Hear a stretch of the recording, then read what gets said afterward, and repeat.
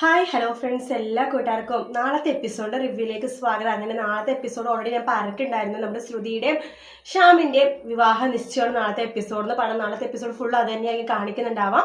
അത് കഴിയുമ്പോൾ നമ്മുടെ അശ്വിന് ആകെ ശ്രുതിയുടെ വിചാരം മാത്രം കേട്ടോ. കാരണം ഇനി ഒരിക്കലും നിന്റെ മുഖം കാണില്ല, നിന്റെ സംസാരം കേൾക്കില്ല, നീയായിട്ട് ഒരു ബന്ധവും ഇല്ല എന്ന് പറഞ്ഞിട്ടുണ്ടായിരുന്നു അശ്വിൻ. ശ്രുതി അങ്ങനെ തന്നെയാണ്. ഇനി ഈ ജന്മത്തിൽ തന്റെ മുഖം കാണില്ല, തന്റെ സംസാരം കേൾക്കില്ല എന്നൊക്കെ പറഞ്ഞിട്ടാണ് ശ്രുതിയും രണ്ടുപേരും അമ്പലത്തിച്ചിട്ട് പിരിഞ്ഞത്. രണ്ടുപേരും അതിനുശേഷം അതിനെക്കുറിച്ച് തന്നെ ഇങ്ങനെ ആലോചിച്ചുകൊണ്ടേയിരിക്കും കേട്ടോ. അശ്വിനാണെങ്കിൽ രാവിലെ എഴുന്നേക്കുമ്പോൾ തൊട്ട് ആ ഒരു വിചാരമാണ്.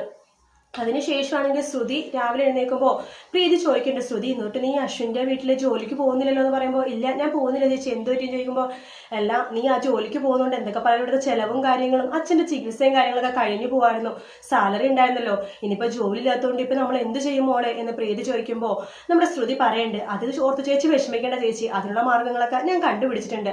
ഞാനിവിടെ ഉള്ള പിള്ളേരെ ട്യൂഷൻ എടുക്കാൻ വേണ്ടി തീരുമാനിച്ചിരിക്കുകയാണ് എന്ന് പറയാണ്. ട്യൂഷൻ എടുക്കാനോ? അതിന് പിള്ളേരൊക്കെ വരും ശ്രുതി, പിന്നെ തീർച്ചയായിട്ടും വരും. ഞാനിവിടെയുള്ള പിള്ളേരെയൊക്കെ അറിയിച്ചിട്ടുണ്ട്, അവർ വരാമെന്ന് പറഞ്ഞിട്ടുണ്ട്, ഒരു 5-6 പിള്ളേര് വരാമെന്ന് പറഞ്ഞിട്ടുണ്ട്. അത് കഴിയുമ്പോൾ ഓട്ടോമാറ്റിക്കലി പിള്ളേരൊക്കെ വന്നോളും ചേച്ചി എന്ന് പറയുമ്പോൾ പ്രീതിക്ക് സന്തോഷമാവാണ്. അങ്ങനെ ശ്രുതി ട്യൂഷൻ എടുത്തിട്ട് പൈസ ഉണ്ടാക്കാൻ വേണ്ടി വിചാരിക്കുക കേട്ടോ. അശ്വിന്റെ വീട്ടിലാണെങ്കിൽ ശ്രുതിനെ കുറിച്ചുള്ള സംസാരം മാത്രമേ ഉള്ളൂ. ലാവണ്യയും അതുപോലെ തന്നെ അഞ്ജലിയും പറയുന്നുണ്ട്, പക്ഷെ ശ്രുതി ഇല്ലാണ്ട് ഒരു രസമില്ല, എന്തൊക്കെ പറഞ്ഞാലും ശ്രുതി ഉണ്ടാകുമ്പോൾ ഈ വീട്ടിൽ നല്ലൊരു ആള് വനക്കൊക്കെ ഉണ്ടെന്ന്, ഭയങ്കര ഒരു നല്ലതായിരുന്നു എന്നൊക്കെ പറയുമ്പോൾ ഇതൊക്കെ കേട്ട് അശ്വിൻ ആകെ പൊട്ടിത്തെറിക്കും കേട്ടോ. ഹോ, ഏത് നേരം ശ്രുതി ശ്രുതി ശ്രുതി, അവൾ ഇവിടുന്ന് പോയാൽ നിങ്ങൾക്ക് അവളുടെ പേര് മാത്രമേ പറയാനുള്ളൂ എന്ന് പറഞ്ഞിട്ട് ഭയങ്കരമായിട്ട് ദേഷ്യപ്പെടുകയൊക്കെ ചെയ്യും കേട്ടോ.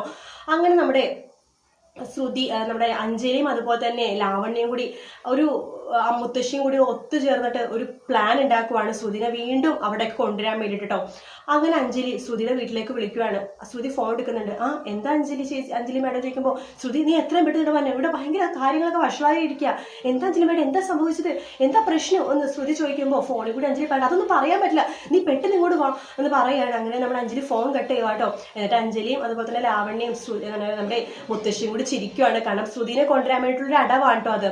അങ്ങനെ ശ്രുതി നമ്മുടെ പ്രീതിയെടുത്തും അമ്മയെടുത്തും പറയണ്ട, ഞാൻ അശ്വിൻ സാറിന്റെ വീട്ടിൽ പോവാ. അതെന്തിനാ പോണത്, നേരത്തെ ജോലി രാജിവെച്ചിട്ടുണ്ടെന്ന് ചോദിക്കുമ്പോൾ, അല്ല അവിടെ എന്തോ ഒരു കാര്യമുണ്ട്, എന്നോട് പെട്ടെന്ന് വരാൻ പറഞ്ഞു. ശരി പോയിട്ട് പെട്ടെന്ന് വരാൻ വേണ്ടി പറയാണ്. അങ്ങനെ ശ്രുതി അശ്വിന്റെ വീട്ടിലേക്ക് പോകുമ്പോഴേക്കും മുത്തശ്ശി ലാവണ്യം ഭയങ്കര തകർത്ത് അഭിനയിക്കുവാട്ടോ. വേറൊന്നുമല്ല, ലാവണ്യക്ക് രാമായണം ബുക്ക് വെക്കാൻ പോലും അറിയില്ല എന്ന് പറഞ്ഞിട്ട് മുത്തശ്ശി ഭയങ്കര വഴക്ക് പറയലാണ്. അപ്പോഴേക്കും അഞ്ജലി പറയുന്നുണ്ട്, കണ്ടില്ലേ മുത്തശ്ശി ലാവണ്യ വീണ്ടും പ്രശ്നത്തിലേക്ക് പോയിക്കൊണ്ടിരിക്കുകയാണ്, അവർ വീണ്ടും അടിപിടി വഴക്കാവാണ്. ശ്രുതി നീ ലാവണ്യനെ രാമായണം പഠിപ്പിക്കണമെന്ന് പറയാണ്. അതിനെന്താ മേഡം ഞാൻ പഠിപ്പിച്ചോളാം എന്ന് പറയുന്നുണ്ട്. ഇന്നൊരു ദിവസം ശരിക്കും പഠിപ്പിച്ചിട്ട് ഞാൻ ഇവിടെ പോകുന്നുള്ളൂ എന്ന് പറയാണ്. അങ്ങനെ ശ്രുതി രാമായണം പഠിപ്പിക്കാൻ വേണ്ടി നമ്മുടെ ലാവണ്യനെ പഠിപ്പിക്കുന്ന രീതിയിലേക്ക് അങ്ങോട്ടേക്ക് വരുവാണ്.